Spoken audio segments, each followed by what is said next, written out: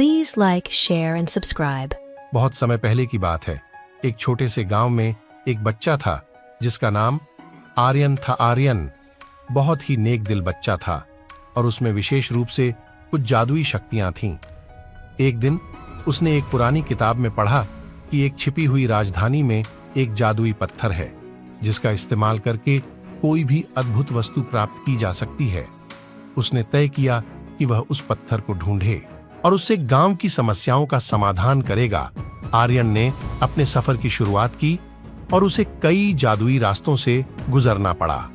उसे अपनी मंजिल तक पहुंचने में कई संघर्षों का सामना करना पड़ा, लेकिन उसकी निरंतर मेहनत और आत्मविश्वास ने उसे हर मुश्किल को पार करने में सहारा दिया। अब उसने राजधानी की ओर बढ़ते हुए जिंदगी की अजीब और रहस्यमयी चीजों से भरी गलियों में कदम रखा। राजधानी में पहुंचकर उसने सुना कि वहां के राजा की रानी बहुत ही बीमार थी और कोई भी चिकित्सक उसकी बीमारी का इलाज नहीं कर पा रहा था। आर्यन ने राजा के दरबार में पहुंचकर उनसे मिलने का आग्रह किया और उन्हें अपनी जादुई शक्तियों के बारे में बताया। राजा ने उससे रानी की इलाज के लिए मदद करने की प्रार्थना की और उसकी शक्तियों का इस्तेमाल करने का आदान प्रदान किया।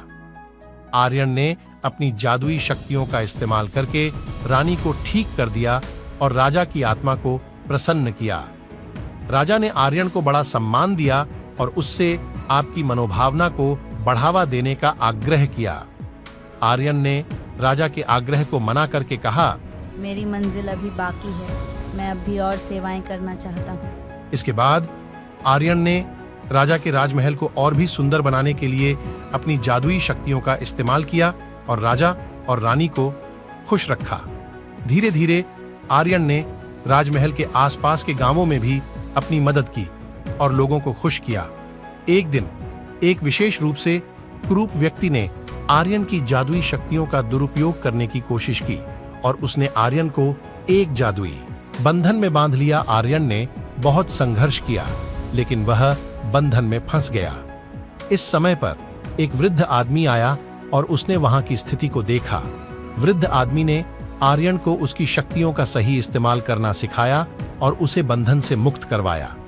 आर्यन ने सीखा कि जादुई शक्तियां सिर्फ अच्छे कारगर कामों के लिए होती हैं और उन्हें गलत तरीके से इस्तेमाल करना ठीक नहीं है। उसने उस बुरे व्यक्ति को सजग किया और गांव को एक बार फिर से खुशियों से भर दिया।